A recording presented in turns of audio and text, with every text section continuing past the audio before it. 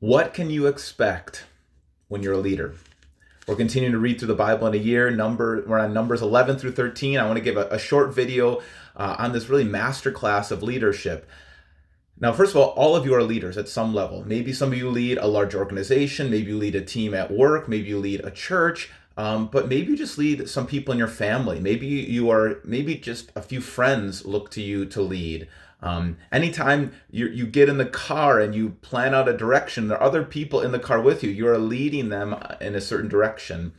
And here are the things that you should expect. And I wish somebody would have told me when I started out in ministry that this is what I ought to expect. Well, first of all, right when the Israelites leave Mount Sinai, they've worked really hard to organize the camp, reestablish the rules, reestablish their patterns, how they're going to lead, how they're going to continue on from Mount Sinai into the land of Canaan. And right away, right as their first step hits the ground, they start to complain. I mean, I think about when parents take their family on a vacation and you just pull out of the driveway and you hear, "Are we there yet?" And that's kind of what we see here. They start complaining about food, and Moses is overwhelmed. He wants to give up. He doesn't want to keep going forward. But instead of taking away leadership, we need leaders. God gives him support. He puts the spirit of leadership on a group of elders. And so I think that's what God does sometimes. God wants you to lead. He wants you to lead wherever he's called you to lead. You don't get to jump ship, but when it gets overwhelming, God will give you the support that you need. And then we have more criticism. And this one stings a little bit even deeper in chapter 12, because Miriam, Moses' sister, Miriam was the one who protected Moses when he was a baby. And Aaron has been Moses' mouthpiece, but now Miriam and Aaron, they rebel. They seem to be jealous of his leadership. That can be happen. Somebody might be envious of your role, of your power, of your authority.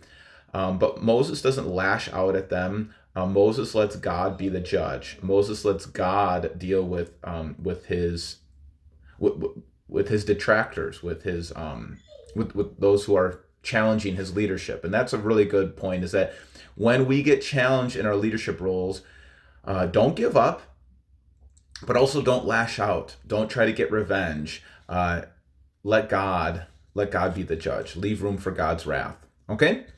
And then chapter 13, now they send spies out to scout the land.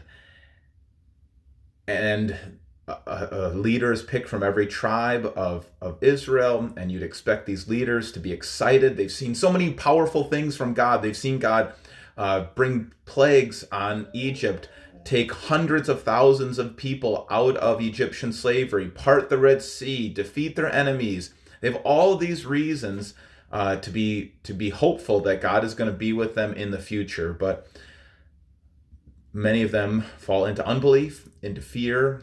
They don't believe God's promises, except for Joshua and Caleb, who believe that God can do what he says, and they have the courage to go forward. And so I think what we can learn here is, when God gives us promises to be with us, to bless us, promises according to his truth, we can be courageous. We can lead boldly. That doesn't mean be reckless.